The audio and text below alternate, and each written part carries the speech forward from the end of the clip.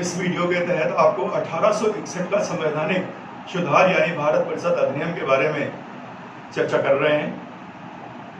इसके पहले 1858 का भारत परिषद अधिनियम बताया गया था, जो तत्काल हमारे 1857 के विद्रोह के बाद ब्रिटिश संसद के द्वारा एक अधिनियम के द्वारा जारी किया गया था। परंतु वो शीघ्र से शीघ्र अधिनियम पारित करने की वजह से उसमें विधि बनाने संबंधी बहुत सारी त्रुटियां थी। वायसराय के निषेधात्मक अधिकार और विधान परिषद में भारतीयों का प्रतिनिधित्व न के बराबर होने के कारण 1861 के भारत परिषद अधिनियम लाने की एक पृष्ठभूमि तैयार हुई। इस 1861 अधिनियम के माध्यम से सरकार ने अपने उन कमियों को दूर करने का प्रयास किया।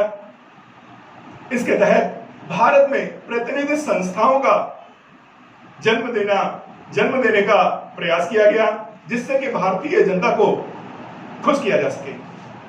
और वायसराय की कार्यकारिणी में 5वां सदस्य एक विधि सदस्य के रूप में मनोनीत करने का अधिकार मिला और साथ ही साथ वायसराय को कानून बनाने का अधिकार मिल गया।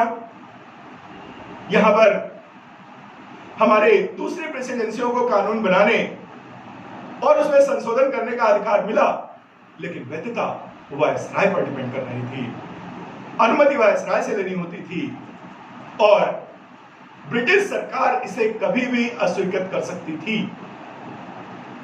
इस 1861 में हमारी वायसराय की विधान परिषद की सदस्यों की संख्या बढ़ाई गई, न्यूनतम 6 अधिकतम 12 की गई।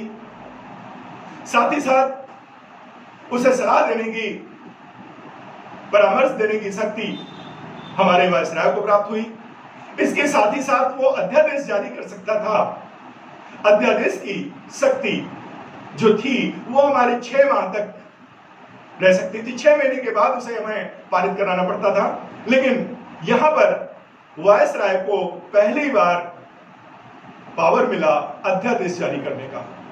आज हमारे पास राष्ट्रपति की शक्तियों में उसे अध्यादेश जारी करने का अधिकार है। तो देखा जाए तो यह सूत्रपात यहीं से माना जाता है, जब हमारे गवर्नर जनरल यानी वायसराय को अध्यादेश जारी करने की शक्ति मिली थी। इसके साथ साथ हम देखते हैं कि इसमें सदस्यों को वित्त संबंधी प्रश्नों को पूछने का अधिकार मिला, लेकिन वो पूरे प्रश्नों को बताने में बाध्य नहीं थे। वो वित्त संबंधी, प्रशासन संबंधी तो प्रश्न पूछ सकते थे, लेकिन वित्त संबंधी प्रश्न नहीं पूछ सकते थे। यहां पर लॉर्ड कैनिंग के द्वारा एक और नई चीज का सूत्रपात किया गया, यानी जो उसके सदस्य थे उनको अपने अलग अलग विभाग दे दिया गया और विभागों के प्रति उनको जिम्मेदार माना गया। इस तरीके से हम कह सकते हैं कि जो हमारा 1861 का भारत परिषद अधिनियम है, उसने हमारी विभागीय प्रणाली को जन्म दिया। उसने हमारी विभागीय प्रणाली को जन्म दिया, यानी मंत्रिमंडल को जन्म दिया कि वो मंत्रिमंडल किस प्रकार से अपने जिम्मेदारी पर अपने विभागों का दायित्व निभाते थे। इस प्रकार से हमारा 1861 का अधिनियम जो भारत परिषद अधिनियम है, हम जानते हैं कि हमारे भारतीय प्रशासन में महती भूमिका निभाने के लिए एक अहम रोल रखता है। और यहां पर हम देखते हैं कि 1858 के बाद 1861 में भी एक उदारवादी कॉन्सेप्ट, एक उदारवादी नीति देखने को मिलती है। भारतीयों को अच्छे से संतुष्ट करने के लिए अच्छा प्रयास किया गया।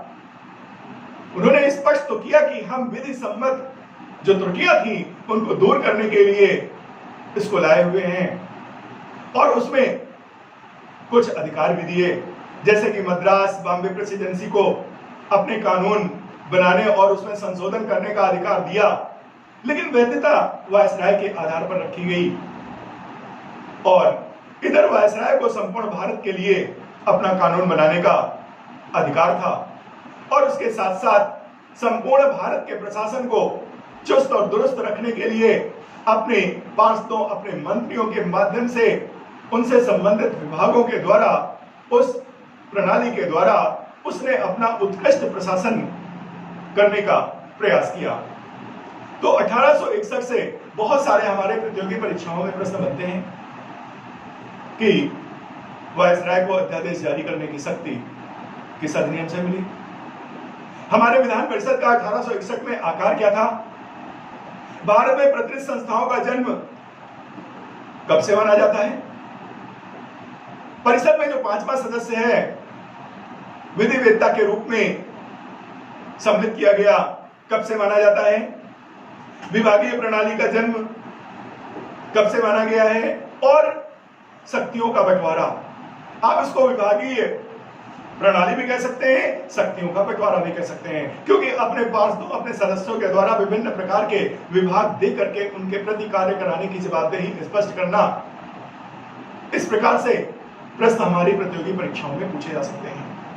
वास्तव में इसका यह भी प्रश्न पूछा जा सकता है आपसे, इंटरव्यू से लेकर के कहीं भी आपके मेंस में भी इस तरह के प्रश्न पूछे जा सकते हैं कि 1861 की पृष्ठभूमि के कारण स्पष्ट कीजिए। यानी 1858 के बाद तत्काल 1861 का अधिनियम क्यों लाया गया, आप बखूबी स्पष्ट करेंगे। क्या 1858 यानी 1857 के आंदोलन के तत्काल बाद लाया गया 1858 का भारत परिषद अधिनियम हमारे भारतीय जनता को प्रसन्न करने का प्रयास करता है, लेकिन जल्दबाजी में लाया हुआ यह अधिनियम वास्तव में त्रुटिपूर्ण रहा। कई चीजों के अधिकार निश्चित नहीं थे, किसी भी प्रकार की प्रक्रियाएं निश्चित नहीं थी, लिहाजा शीघ्र ही उसको उनकी त्रुटियों को दूर करने के लिए, अपनी जवाबदेही को स्पष्ट करने के लिए 1861 का अधिनियम लाने के बाद अपने औपनिवेशिक शासन को सुदृढ़ करना भी था। आप ये कतई ना भूलें कि वो भारतीय जनता के लिए करते थे, वो अपने औपनिवेशिक सत्ता को सुसंगठित करने के लिए, सृजनात्मक गतिविधियों के लिए, मजबूत करने के लिए अपने प्रयास करते थे, जो दोनों तरफ से, यानी आपको भी लग रहे हैं कि मेरे लिए कर रहे हैं, लेकिन वास्तव में वो उनके साम्राज्य को स्ट्रांग करने की नीतियां थी। एक बार कठोर अधिनियम, दोबारा उदार अधिनियम, इस प्रकार से ला करके आपके औपनिवेशिक साम्राज्य को वो अपने आप में मजबूत करने की प्रयास करते रहते थे। इस प्रकार से हमारा 1861 का ये अधिनियम आपके सामने प्रस्तुत हुआ। अगले में 1892 का अधिनियम आपको बताया जाएगा अगले वीडियो में। धन्यवाद।